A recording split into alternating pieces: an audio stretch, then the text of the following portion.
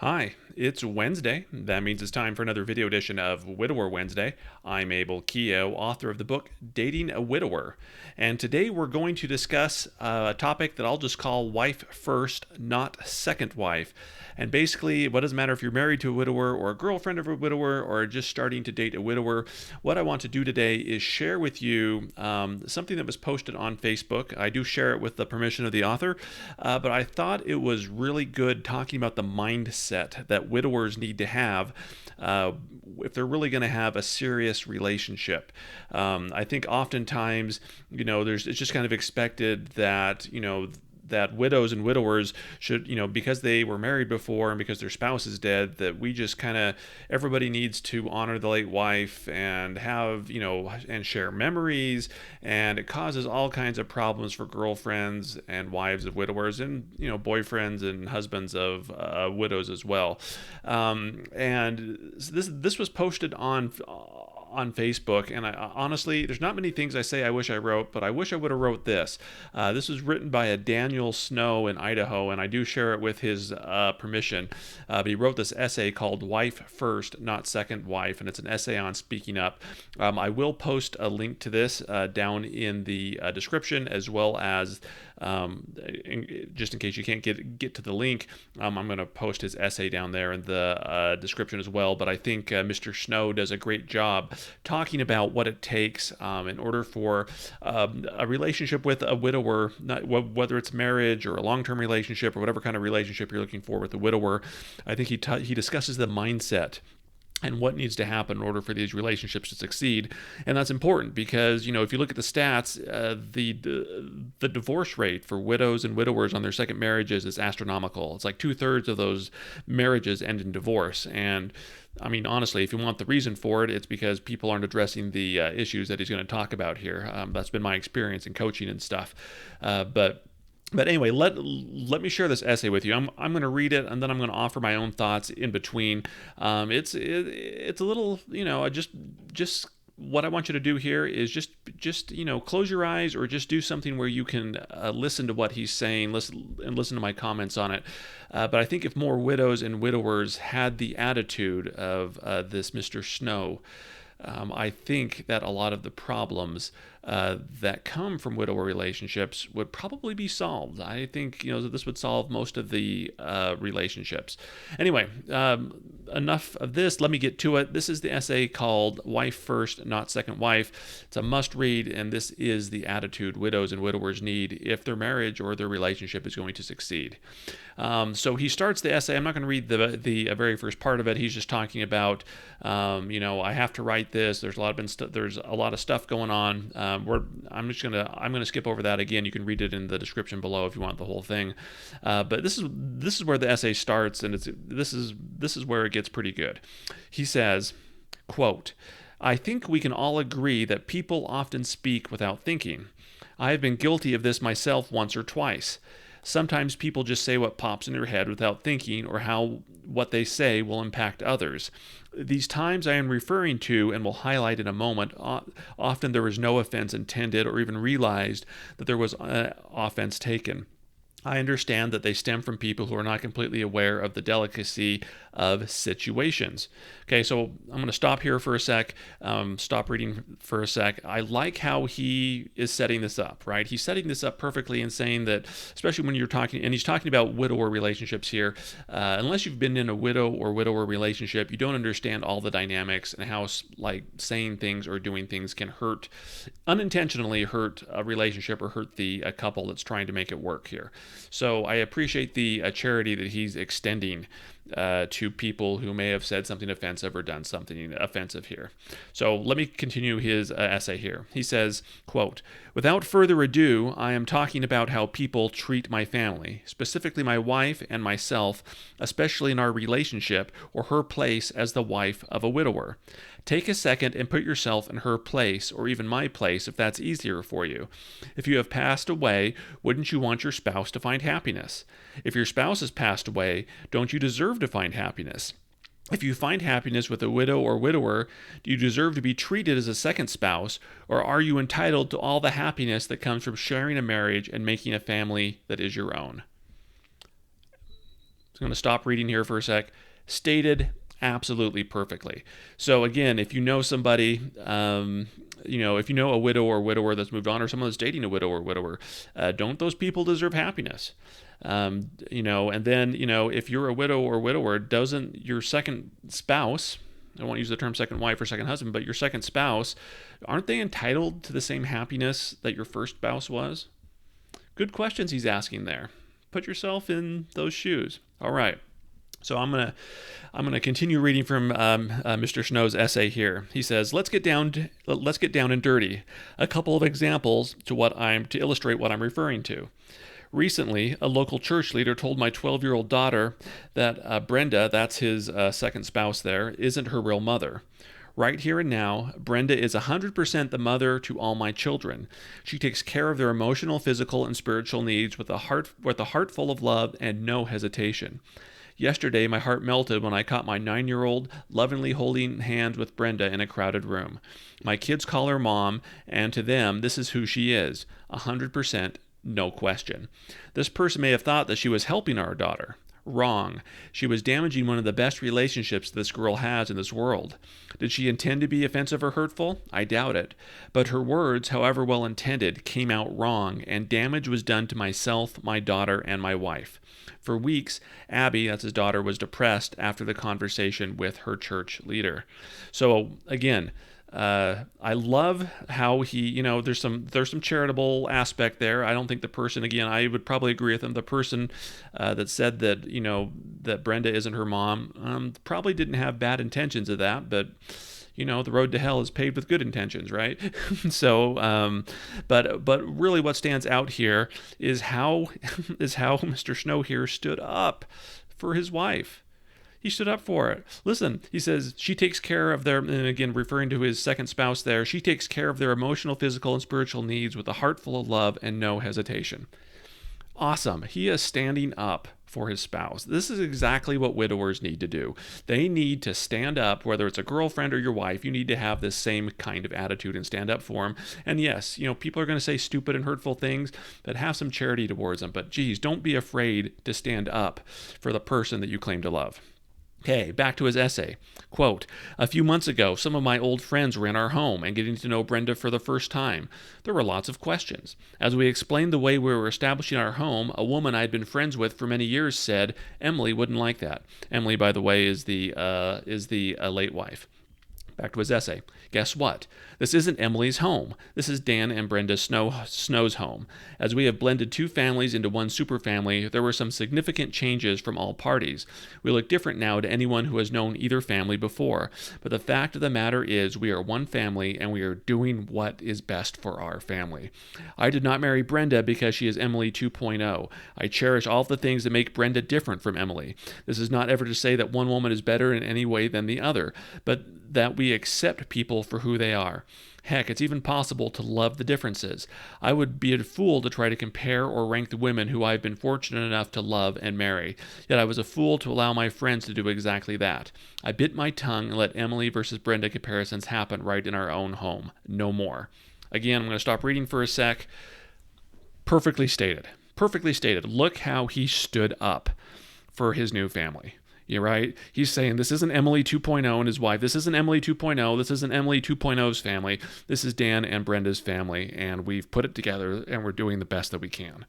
But look at and he acknowledges his mistakes. And again, if you've taken coaching sessions from me or you've read my videos, one of the things I always say is that if you haven't been a widower before, you've got to cut them a break too, because often they don't, there is a guidebook for it. I wrote it, but, unless you've been in that situation before, it's very hard sometimes to tell exactly how you should behave and exactly what you should do. Okay, he's learned his lesson. He's standing up for his wife. You compare Brenda to Emily anymore, the foot's coming down. He's not going to tolerate it anymore. Good learning experience. Love the attitude there. Okay, I'm going to go on through his essay some more. He says, some of the hurtful things that have happened are actually intentional. I have a close family member who is upset about our marriage for some reason that only they know and have never been able or willing to actually express, who is working hard to ignore me. It doesn't get more obvious than crossing paths in an otherwise empty hallway with me saying hello and you purposely looking away, and this has happened many times. You know who you are. However, you may never see this since your ignorance, since you're ignoring me, includes not accepting my Facebook friends requests. How about acting like an adult and telling me what the problem is? I'm not such a bad guy that I wouldn't honestly listen and try to resolve what other concerns you have. I'm hurt by your extensive attempts to shun me. Additionally, one of Emily's family members is openly spreading rumors about Brenda and me. She has frequently contacted me with the most disgusting accusations and rude things. She has even gone so far as to reach out to Brenda, our family, and the people she's never met to tell lies about us. She mailed a package to Emily's kids, but not one to my other 3 kids. She has called me a murderer and adulterer. She accuses Brenda of, quote, preying on men, unquote, and called her a homewrecker. None of these claims are even remotely true, and I've never replied to her violent and evil messages, because I don't believe that she can be reasoned with. At first, I gave her a chance to apologize and admit that she made up these untruths, and instead, she chose to further her filthy lies and broaden her audience. I have blocked her from communicating with my family until she corrects her actions. This is one time I am certain that the offenses were on purpose, and I can guarantee that she will have her own comeuppance soon enough. I am done taking the high road and hoping things will change on their own. So look at that again. Some examples of people who intentionally go out there and sabotage the relationship. And I think if you're dating a widower or a widower yourself, there's torchbearers, we call them out there. There's people that try to keep the memory of the late wife alive. There's people who, for whatever reason, don't approve of your marriage. There's usually reasons for that. Not that the reasons are valid, but they usually have their reasons. There's all kinds of stuff going on, and people are intentionally out there trying to destroy the relationship. And again, he tried to give that person a chance to go ahead and make things right, but then he came back and he says, you know what, I'm done with this. And, he basically, he said, things aren't going to change. I'm going to take this into my own hands. Again, standing up for his family. That's awesome. And it's a great example. If people are spreading rumors about you, about the relationship that's not true, stand up and correct them.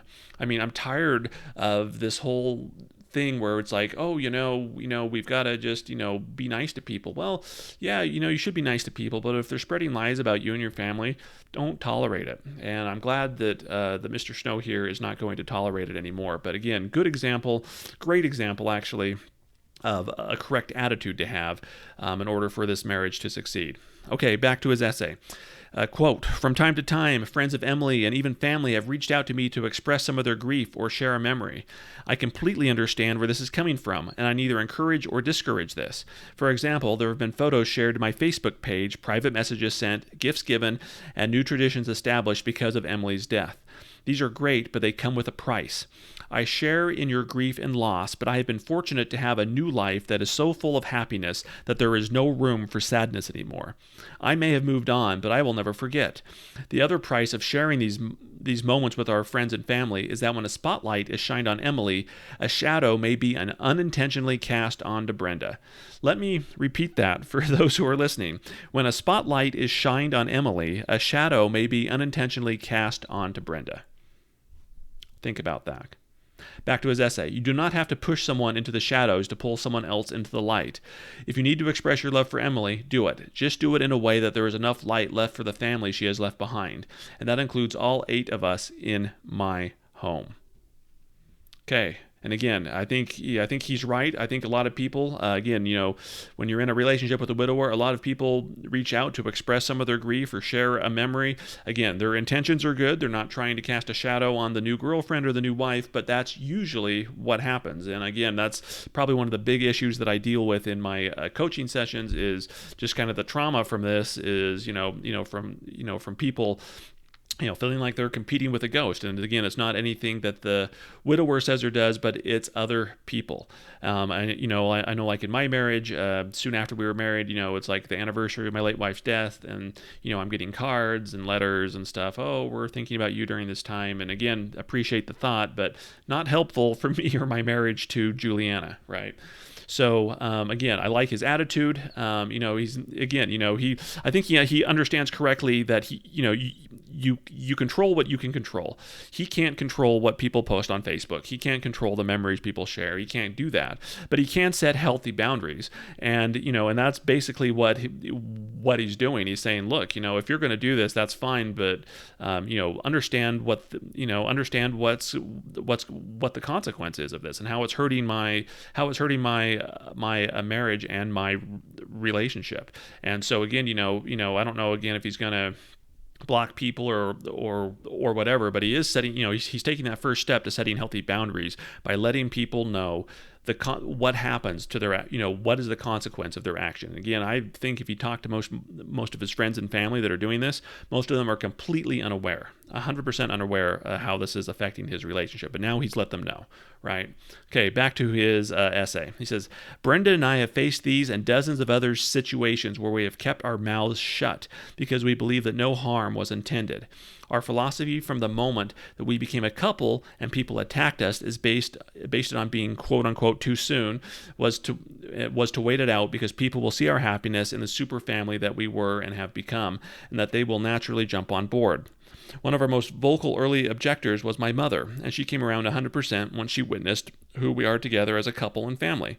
So our philosophy does work, but only when other parties give it a fair shot, which I believe most of us are willing to do.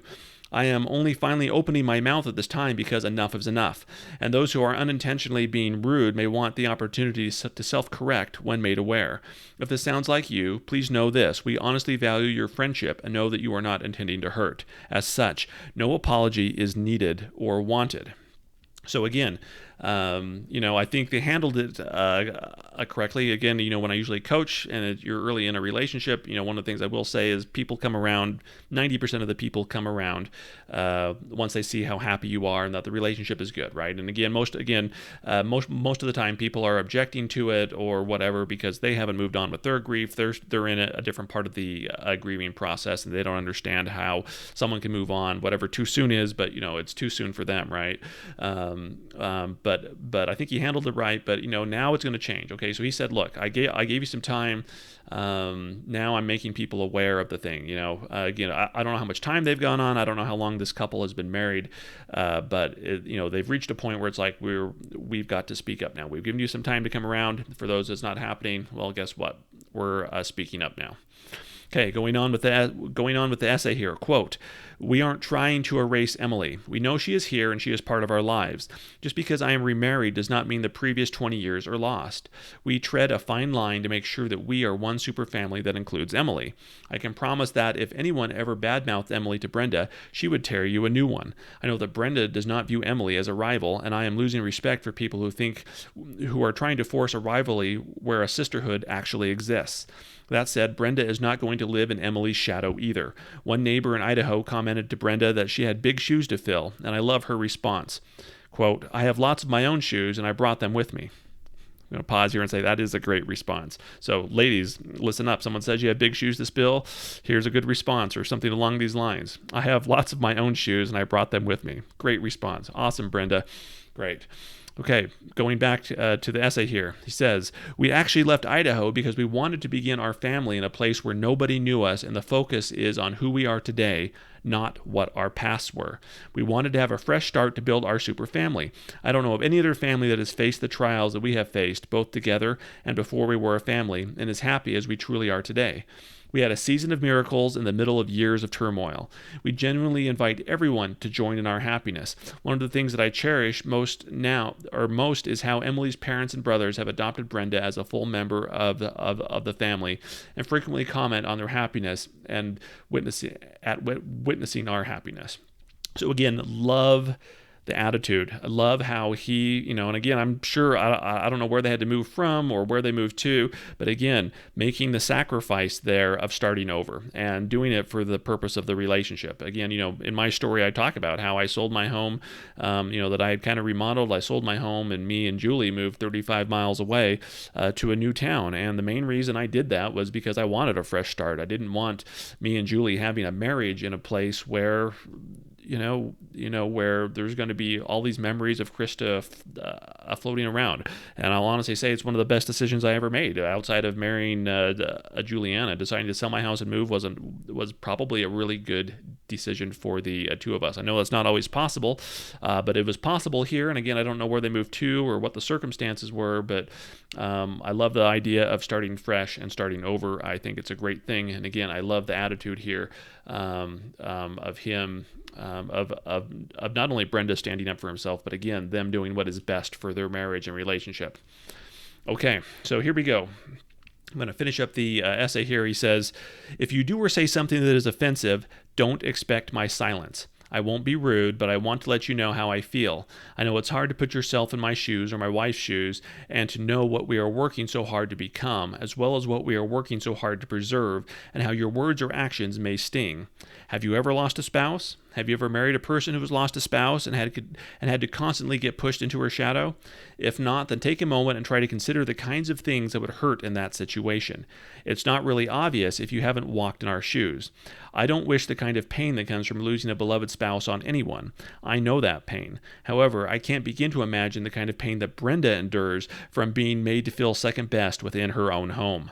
I have worked hard to make sure Brenda knows that the relationship is number one to me. There is nothing more important that a husband can do. All of my hard work in reassuring her where she stands gets torn down as soon as a well-intentioned but oblivious comment or action is made by our friends and family.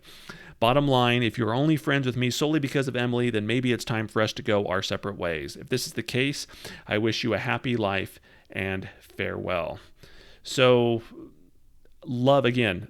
Perfect attitude. This is exactly what is needed from widows and widowers if their marriage is going to succeed. And I love it.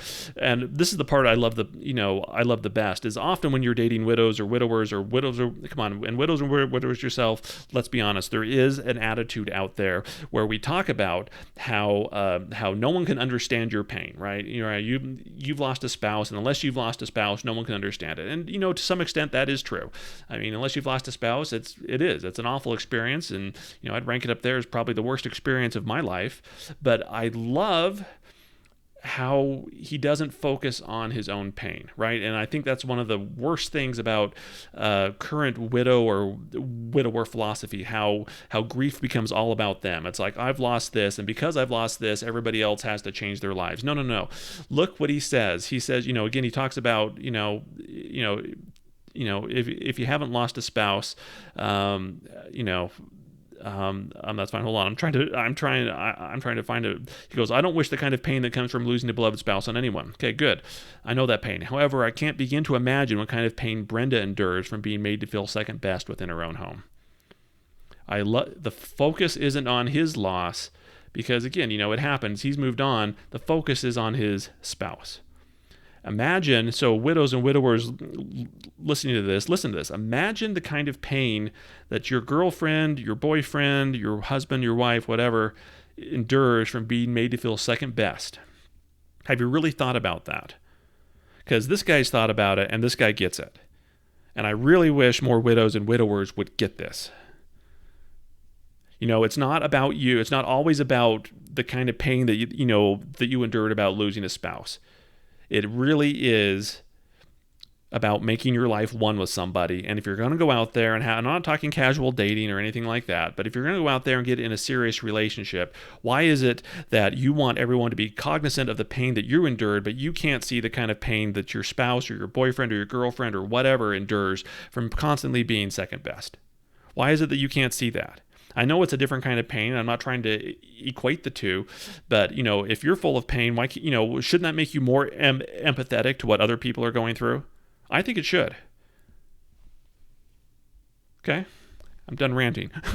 I could probably, I need to do a whole nother video on this, but I'm done ranting. Okay, I'm just going to finish up this essay and have a few more thoughts here. He says, if you are actually friends with me because of me, then thank you. However, I know this also means that by accepting me, that you are accepting my entire family. And as such, I would ask some consideration to the fact that Brenda is my wife, not my second wife. She's in no way second place. I will stand up for her, defend her, and protect her in every way that a husband should, even if this means to my own friends and family. This also means that there is no need to compare her to Emily. They are different women, and their differences are wonderful. There is no reason to push Emily memories into our home that make it seem like only my late wife matters. In our home, Emily's stories are not outlawed. In fact, there are dozens shared mostly by our new kids every week. We welcome her into our life, but we want people to recognize us for who we are right now, too. And again, he goes on, he kind of, says, he has a few more things to say just about writing it, but that's kind of the end of the actual widower part of the essay. Again, wonderful, perfect attitude. Brenda is my wife, not my second wife. She is not in second place and will stand up for her, defend her, and protect her in every way that a husband should. And frankly, I wish more widowers had that, not only with their wives, but with their girlfriends. Because again, you're going to get into a serious relationship. That's exactly what you need to do.